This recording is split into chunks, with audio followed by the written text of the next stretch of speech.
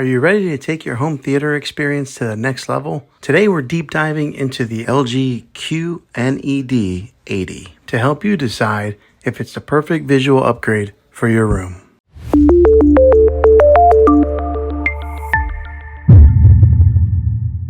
Well, hey guys, Juan here. Thanks for stopping by my channel and checking out this video. So if you're watching this, I imagine that you're in the market to buy a new TV, or maybe you purchased this TV and you're looking to get all the ins and outs of it. Let's go ahead and pull up one of the menus here. And LG does have a pretty fluid menu bar that comes up from the bottom here. And when you first get this TV, it does come pre-installed with all your major apps that you probably use. So it does come with Netflix, your Prime Video, Disney, Hulu, Sling, if anybody has Sling. I don't know anybody that has Sling. YouTube, Apple TV. Those are already preloaded in there. Now, when I say preloaded, they're on there, but you do have to download each one, but you download it one time. Now, those who may not know, you don't get that app. You got to have the subscription to that app, but they are on there. But say you don't have a subscription to any of these apps on here, the good thing about LG is they do have some free content that they offer. So over here, if you can see, there is one that says CH free, and on that, it's kind of like their channel that has like almost kind of like open air TV. Now this one here is the 50-inch. And what I have it is in the bedroom right now. So it's not my main TV, but it's a good TV that I wanted to use in a separate room. And I think that it's a good TV for something like that, or maybe if somebody who's into gaming, I think this TV would be a pretty good option for them. All right, so first off, it does have that UHD quality that's on the screen here. Right now, I just got like a picture that came on the display here, which is a really cool picture, by the way. But it does have the ultra high definition, and if you're gonna buy a TV, make sure you get one that is the UHD TV. I think a lot of the TVs that are coming out nowadays, that's kind of a standard, but make sure that you're looking for that specific name set, UHD TV.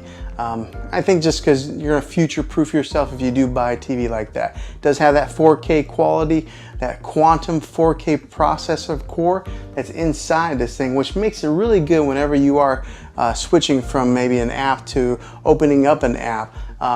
With that quantum core processor that is built into this TV, it makes it pretty quick to pull up any kind of movie or anything that you're looking to watch. It does have that quantum core processor that helps push that 4K content on this thing, which is great because it gives you that nice, crisp, clear image like this one here that's on the screensaver.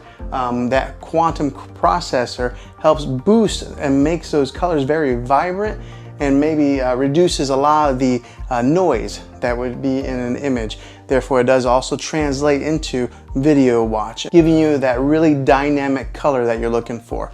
Also, with that quantum processor core, it upscales the 4K movie watching experience whenever you are watching any type of movies or TV shows that are broadcast in that 4K quality. And with that powerful processor that is built in there, if you are a gamer, it gives you that low input lag. So whenever you're playing any type of games that have a first person shooter games, or anything that's like maybe driving, or maybe sports games where the ball's flying through the air, because of that processor, you're going to get better clarity, and it's going to be able to interchange with the motion of those games, giving you a very pleasant gaming experience. And also the measurement of the stand legs from here to here, in case you do have a existing sound bar and you want to see if it's going to fit in there.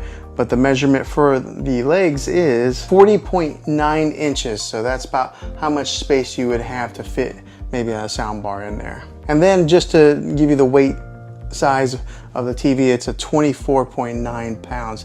So it does have a little bit of weight to it, but the bigger the TV, the heavier they are. Okay, so if you look over here on the menu some more, there's one that's called Peacock. That's like their latest and greatest app that just came to the LG App Store. And it's got a slew of free content on there as well. It's got the Google Play Store if you are into that family there of the Google apps. It does have Vudu, Showtime, Stars, Redbox. Remember, we used to have to go buy or rent a DVD and then return to the Redbox store. Well, now you can just rent them right here on the app. It's got the CBS All Access, Spotify, so if you do want to listen to any type of music, You can do that right here on TV. And then it's got YouTube TV if you're into that. And then also just the regular YouTube app below it. So it has pretty much all your major apps that you're probably looking to consume any type of media on. Now, one that it is missing is the Spectrum TV app, which for myself, that's how I watch regular TV. Unfortunately, Spectrum did sign a deal with Roku and Samsung, so their app only goes on those two platforms. So you can't get the Spectrum TV app on here, but I think that there's a whole slew of other options, and if you're looking to get any kind of like live TV media consumption. Okay, and just to give you a quick little look at the remote here, this is what is on the remote. It does have a built-in Netflix button. It's got a built-in Prime Video button, and then there's a movies button right here, so that way you can customize it. But it's got all your major settings buttons and everything that you would normally need. And the thing I like about it does have that push button feel versus having like maybe like a touchscreen, kind of like an Apple TV remote. So yeah, this is what the LG remote looks like. And if you are somebody who watches a lot of sports, it does have a 120 hertz refresh rate to help with that sports watching experience. So for example, whenever you're watching like soccer and they kick the ball up in the air, and sometimes you would see like a blur on some of those cheaper TVs. With this one here, because of that refresh rate, it's nice, crisp, and clear as it's going through the air. So if you're into sports watching, this would be a good TV for you. And on the smart end, it works with all your major smart devices. So it works with your Google Assistant, your Amazon Alexa, and Apple HomeKit. I ended up setting off my Alexa device anyways. So it does work really well with all your smart companies. The good one is Apple AirPlay is built into this. If you are an iPhone user, you're able to mirror your iPhone to this TV. Now, I did talk about the audio earlier in the video, but this one does have a 2.0 channel when it comes to the audio, boosting about 20 watts of power. And it is a downward type of audio. So the good thing about it is this is mounted up a little bit higher than a lot of your TVs. And because the sound does point downwards, it bounces off like that and goes into the direction of where you're watching, or maybe bounces off the wall and kind of helps project it out. But it is plenty loud for you. Now, after testing this TV out for a little bit of time, the one thing that really caught me by surprise is how loud it is. A lot of times I only have to listen to this thing, right here's the volume button, but I usually pull it up to about 18 is where I'm comfortable at listening to it. And I do have kind of a longer room here. 18 is plenty loud for me, so therefore I don't really need a sound bar with this TV.